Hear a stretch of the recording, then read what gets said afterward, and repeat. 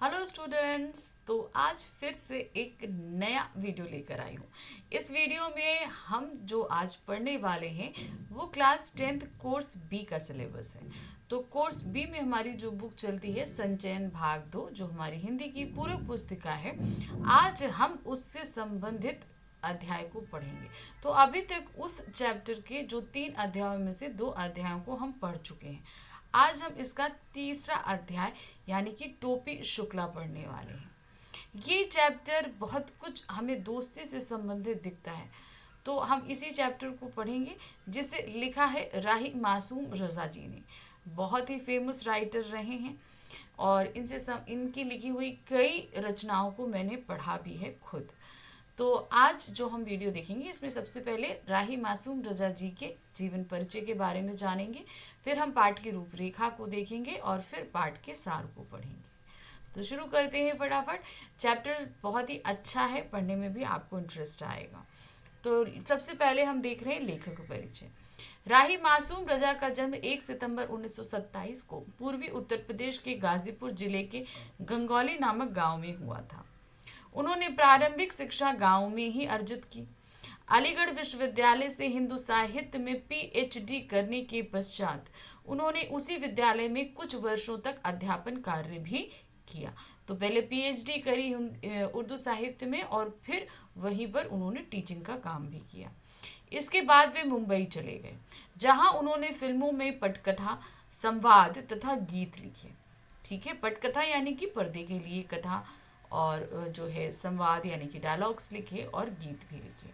उन्होंने पटकथा और संवाद लेखन में ख्याति दिलाने का श्रेय प्रसिद्ध धारावाहिक महाभारत को था। राही मासूम रजा की प्रमुख कृतियां इस प्रकार है। तो ध्यान रखिए, जो महाभारत हम लोगों ने देखी, जो टीवी पर आया करती थी, उसमें जो डायलॉग लिखे हैं वो राही मासूम रजा जी ने लिखे हैं। इनकी प्रमुख कृतियों को देखिए। आधा गांव, टोपी शुक्ला, हिम्मत जौनपुरी, कटरा भी, आजू संतोष के दिन, नीम का पेड़ आदि हिंदी उपन्यास हैं। नया साल, मौजे गुल मौजे सवा, रक्षे मय, अजनबी शहर अजनबी रास्ते इनका उर्दू कविता संग्रह है। छोटे आदमी की बड़ी कहानी इनकी प्रमुख जीवनी है। राही मासूम रजा का देहावसान 15 मार्च 1992 को हो गया। तो ये थे इनका जीवन परिचय, इनकी रचनाएं। खासतौर से एक बार पढ़िएगा ज़रूर कि हम रचनाएं पढ़ने की बात नहीं कर रहे, जो यहाँ पाठ में जो रचनाओं का नाम दिया है इन्हें पढ़कर एक बार समझ लीजिएगा, क्योंकि हो सकता है आपसे पूछ लिए जाए। अब आते हैं हम पाठ की रूपरेखा पर। क्या दिया है? राही मासूम रजा का प्रसिद्ध उपन्यास टोपी शुक्ला। इस उपन्यास के एक अंश के माध्यम से यह स्पष्ट किया गया है कि किस प्रकार भरे पूरे परिवार में भी एक व्यक्ति अकेलापन महसूस करता है। तो ये जो हमारा जो अध्याय है, ये टोपी शुक्ला अध्याय जो उन्होंने उपन्यास लिखा है उसका एक अंश, एक भाग प्रस्तुत किया है कि किस तरीके से बहुत बड़ी फैमिली हो तो उसमें भी एक व्यक्ति किस तरीके से अकेलापन महसूस करता है और अपनेपन की खोज में भटकता है।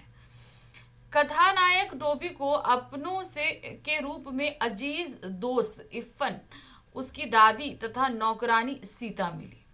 टोपी के पिता एक प्रसिद्ध डॉक्टर हैं। घर में किसी चीज का अभाव नहीं है, फिर भी वह अपना अकेलापन दूर करने इफ़न के घर जाता है, क्योंकि उसके अकेलेपन को समझने वाला उसके अपने घर में कोई भी नहीं है। इसी के साथ लेखक ने इस औपन्यासिक अंश यानी कि औपन्यासिक अंश का मतलब होता है उपन्यास के अंश के माध्यम से सांप्रदायिक, जातिगत, धार्मिक आदि भेदभावों को समाप्त करते हुए मानवीयता के महत्व को उजागर किया है। तो यहाँ पर ये जो हम पाठ पढ़ने वाले हैं, ये दिखा रहा है कि जब किसी को अपने घर में अपनापन नहीं मिलता तो वो अपनापन वो बाहर घूमता है, और किस तरीके से उसको वो अपनापन मिलता तो है, लेकिन कभी कभी भाई अपने वो दूर भी हो जाते हैं जिन अपनेपन दे रहे हैं। फिर इसी अंश के जरिए इन्होंने जातिपात, धार्मिक, सांप्रदायिकता, इन सारे भेदभावों को भी समाप्त करते हुए दिखाया है टोपी शुक्ला के माध्यम से। अब इसके पाठ के सार को देखिए क्या दिया है? इफ़न और टोपी की मित्रता। तो जैसे भी बताया गया कि टोपी का पूरा भरा पूरा परिवार था, लेकिन उसके बावजूद उसे अपनापन अपने घर में नहीं मिलता था। तो फिर वो कहाँ जाता है? वो जाता है बाहर। उसका एक स्कूल का फ्रेंड है इफ़न, वो उससे मित्रता करता है और उसके घर जाया करता है। उसके घर में उसकी दादी है, जिससे साथ उन्हें अपनापन मिलता है। तो अब टोपी की और इफ़न की मित्रता के बारे में पढ़ेंगे। इफ़न और टोपी में घनिष्ठ मित्रता थी। इनकी पहली मुलाकात तब हुई थी जब टोपी चौथी कक्षा का छात्र था, यानी कि फोर्थ क्लास में। टोपी के जीवन की यह पहली मित्रता थी। टोपी आए दिन इफ़न के घर जाता था। टोपी को इफ़न की दादी से गहरा लगाव हो गया था। वह उनके पास बैठकर उनसे कहानियां सुना करता था। तो इफ़न की दादी से उसे बहुत लगाव था। तो वो अपनापन जो वो उसे अपने घर में नहीं मिला, वो उसकी दादी से मिला, जाके इफ़न की दादी से। उनके घर जाना, वहाँ बैठकर दादी से कहानियां सुनना उसे बहुत ही पसंद आया करता था।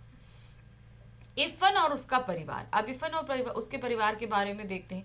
इफ़न के पिता सैयद मुर्तजा हुसैन भी हिंदुओं का छुआ नहीं खाते थे।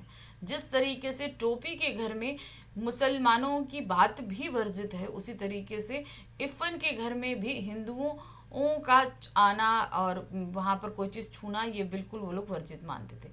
परंतु वो मरे तो उन्होंने ये वसीयत नहीं की कि उनकी लाश को करबला ले जाया जाए। इफ़न की परदादी भी हिंदुओं का छुआ नहीं खाती थी। वे बड़ी नमाजी बीवी थी, परंतु जब उनके इकलौते बेटे को चेचक निकली तो वे चारपाई के पास एक पैर पर खड़े होकर बोली कि मतलब इन लोगों के यहाँ जो इफ़न का घर है, वो लोग भी हिंदुओं से ज़्यादा राफ्ता नहीं रखते थे। लेकिन जब उनके बेटे, दादी के बेटे यानी कि इफ़न के बाप को चेचक निकली, तो उन्होंने क्या कहा? माता मोरे बच्चे को माफ करियो। यानी कि उसमें भी उन्होंने कहा, हिंदू माता, हिंदू देवी से ये प्रार्थना करी। वे 9-10 वर्ष की आयु में ब्याह कर पूरब से लखनऊ आई थी। पूर्विया यानी कि बिहार साइड से वो कहाँ आई थी? ब्याह करके लखनऊ। जब तक जिंदा रही पूर्वी बोलती रही। वह मौलवी की ही नहीं, एक जमींदार की बेटी भी थी।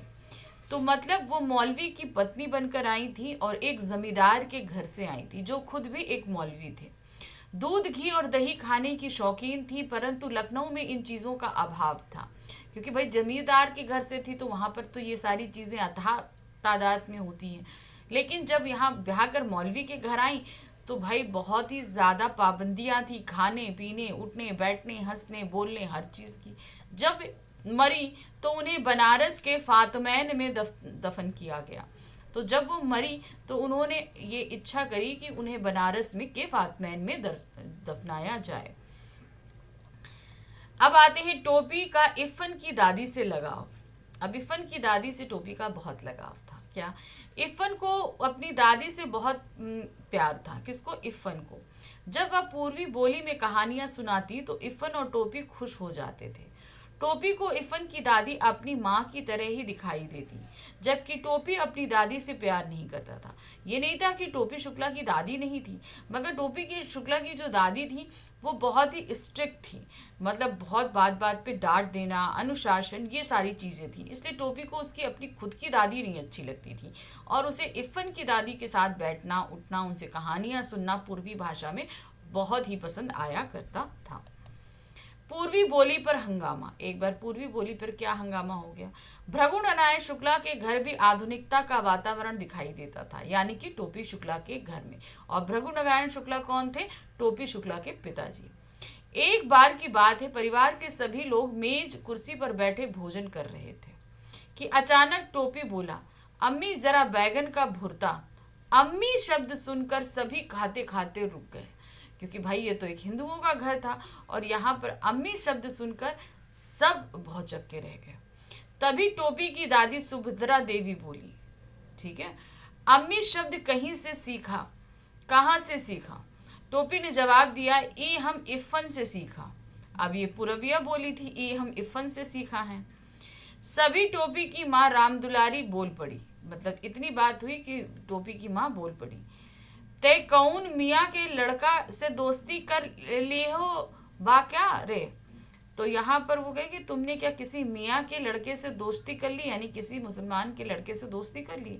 ये सुनते ही सुभद्रा देवी आग बबूला होकर कहने लगी, यानी कि दादी बोली, बहू तुमसे कितनी बार कहूं कि मेरे सामने ये गवारों की जुबान ना बोला करो। टोपी की दादी तो चिकर अंदर चली गई, परंतु माँ ने टोपी की खूब पिटाई करी कि भाई टोपी की माँ ने जो बोली पूरबिया, ये बात जो है टोपी की दादी को बिल्कुल अच्छी नहीं लगी और वो चिढ़कर अंदर चली गई। लेकिन अम्मी बोलने के नाम पे टोपी की बहुत पिटाई हुई उस दिन। फिर टोपी इस बात के लिए तैयार नहीं हुआ कि वह इफ़न के घर नहीं जाएगा। मुन्नी बाबू और भैरव टोपी के भाई यह नज़ारा देखते रहे, परंतु कुछ नहीं बोले। उस दिन टोपी को बहुत अकेलापन लगा कि मतलब जब टोपी की माँ उसे मार रही थी तो और बार बार ये बोल रही थी कि तुम अब से इफ़न के घर नहीं जाओगे, लेकिन वो इफ़न के घर ना जाने के लिए तैयार नहीं हुआ। वो अड़ा रहा कि वो जाएगा ही जाएगा। और जब उसकी ये पिटाई हो रही थी तो इफ टोपी के जो दोनों भाई थे वो देख रहे थे। कौन? मुन्नी बाबू और भैरव सारा नज़ारा देख रहे थे, लेकिन उन्होंने एक बार भी अपने भाई को पिटाई से बचाने की कोशिश नहीं करी। इफ़न की दादी का निधन। अब टोपी का बहुत ही ज़्यादा लगाव था इफ़न की दादी से, क्योंकि उसे वो अकेलापन जो उसे अपने घर पे लगता था वो दूर कहाँ करने जाता था? इफ़न के घर में। तो वो जब उनका देहांत हुआ तो इफ़न टोपी को और इफ़न को दोनों को ही बहुत झटका लगा, और ख़ास तौर से टोपी को। इफ़न की दादी टोपी को बहुत प्यार करती थी। टोपी इफ़न को बात बात पर कहता रहता था कि हम दोनों अपनी दादी बदल लेते हैं। टोपी को अपनी दादी तनिक सा भी लगाव नहीं था, यानी कि टोपी बार बार बोलता कि हम दोनों अपनी दादी बदल लेते हैं, अर्थात मेरी दादी इफ़न ले ले और इफ़न की दादी हम ले लें। उसे बिल्कुल भी प्यार नहीं था अपनी दादी से।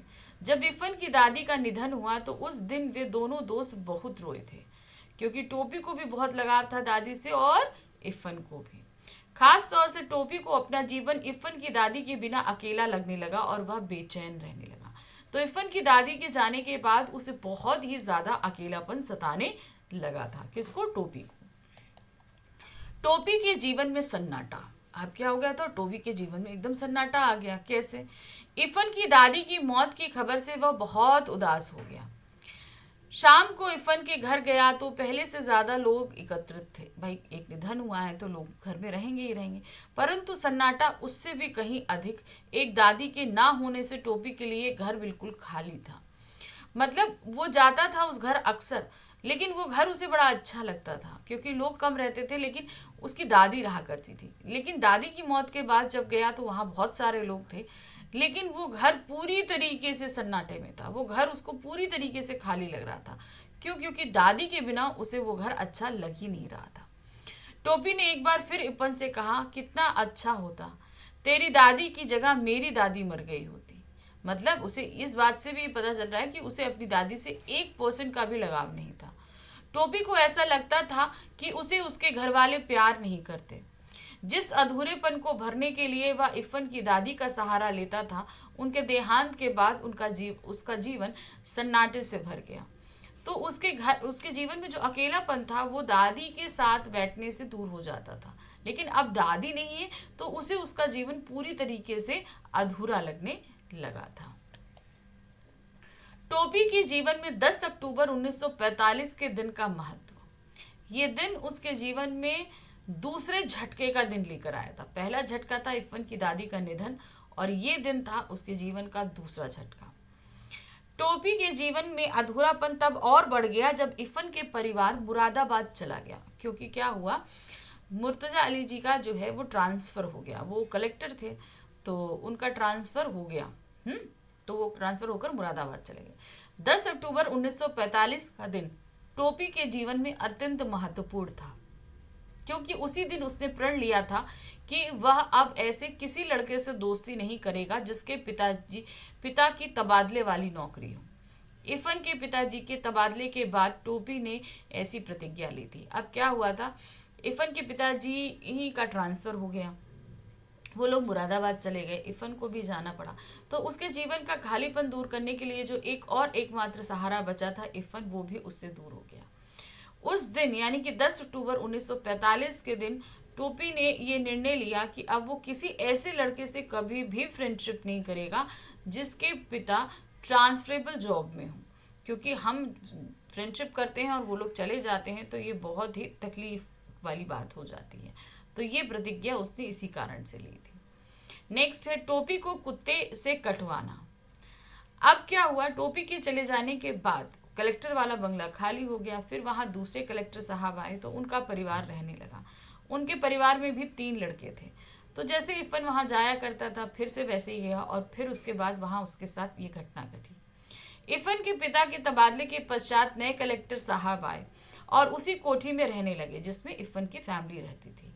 उनके 3 बेटे थे, डब्बू, नीलू और गुड्डू। उनमें से तीनों से ही टोपी की दोस्ती नहीं हो पाई। मतलब वो वहां पहुंचा तो दोस्ती करने के लिए, पर किसी ने भी उससे दोस्ती नहीं की। कोठी के माली और चपरासी टोपी को अच्छी तरह पहचानते थे, इसीलिए टोपी ने एक बार हिम्मत करके कोठी में प्रवेश किया। क्योंकि सभी लोग, भाई टोपी वहां आता जाता रहता था, तो वहां के चपरासी माली उसे जानते थे, इसलिए टोपी को वहां आने से नहीं रोका। वो एक बार चला गया अंदर, परंतु किसी बात पर टोपी की उनसे कहासुनी हो गई। किससे? उन तीनों कलेक्टर के उन तीनों लड़कों से, डब्बू, नीलू और गुड्डू से जो है वो थोड़ी कहासुनी, क्योंकि भाई वो लड़कों के अंदर वो अहंकार था कि हम कलेक्टर के बेटे हैं। इस वजह से वो बहुत इंग्लिश में बात कर रहे थे। टोपी इतनी अच्छे से इंग्लिश में बात नहीं कर पाता था, तो इस बात को लेकर थोड़ा कहासुनी हो गई। उन्होंने टोपी के पीछे कुत्ता छोड़ दिया। उनके पास एक कुत्ता था, उन्होंने कुत्ता टोपी को छोड़ दिया। कुत्ते के काटने पर टोपी को अपने पेट में 7 सुइयां लगवानी पड़ी। तब से उसने कोठी की तरफ का रुख नहीं किया। तो वो इफ़न को मिस करता था, इसलिए कोठी पे जाता था। फिर उन लड़कों ने जब उसे कुत्ते से कटवा दिया और उसे इतना तकलीफ हुई, उसे इतने सारे इंजेक्शंस लगवाने पड़े, तो उसने निश्चय किया कि अब वो उस कोठी पर नहीं जाएगा, क्योंकि जिसके लिए वो जाया करता था वही लोग नहीं है। तो फिर उसने वहां जाना छोड़ दिया। टोपी का नौकरानी से लगाव। टोपी का पूरे घर में उसकी एक नौकरानी थी, बस उसे अपनापन उसी से मिलता था। टोपी के इस अकेलेपन को परिवार के लोग नहीं समझते थे, परंतु घर की नौकरानी सीता बखूबी महसूस करती थी कि टोपी जो है वो बहुत छोटा है और उसे अभी किसी के साथ की ज़रूरत है। टोपी अब घर हो या बाहर हमेशा उदास रहने लगा था। वह सभी से दूरी बढ़ाने लगा, परंतु उसे नौकरानी भली लगती थी। मतलब वो उसके साथ बैठती, बातें करती तो उसे सही लगती थी।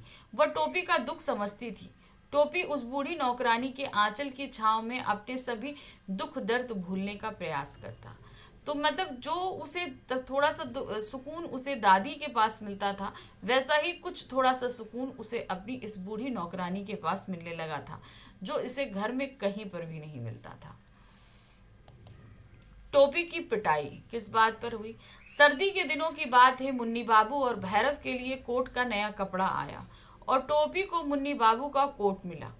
देखने में स्थिति अच्छी थी, परंतु वो था तो पुराना। टोपी ने वह कोट उसी समय नौकरानी केतकी के बेटे को दे दिया कि भाई सबके लिए नए कपड़े आए और उसे जो है चुन्नी बाबू का पुराना कोट मिला, मुन्नी बाबू का। तो भाई जब सबके लिए नए आए तो उसे पुराना कोट क्यों दिया गया? तो ये बात जो है टोपी को अच्छी नहीं लगी, तो उसने तुरंत ही वो कोट जो उसकी एक नौकरानी थी केत की, उसके बेटे को दे दिया। यह देख दादी को गुस्सा आया और उन्होंने कहा कि अब तू जाड़ा खा। इस बात पर टोपी अपनी दादी से उलझ गया। दादी ने आसमान सिर पर उठा लिया, जिसका दंड भी टोपी को मिला। माँ ने दादी से बहस करने पर उसकी खूब पिटाई की।